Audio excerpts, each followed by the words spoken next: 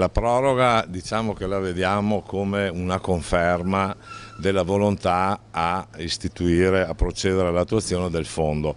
Una cosa è certa, questa dimostrazione politica di unanimità fa piacere, però siamo ad agosto, stiamo parlando di un qualcosa che è avvenuto 3 anni fa, la gente è disperata, chiediamo immediatezza. Tra i tanti che hanno perso i loro risparmi, investimenti in BPV, tragedia nella tragedia, anche il 42enne Andrea Anzolin, l'autista di camion morto nell'inferno della tangenziale di Bologna.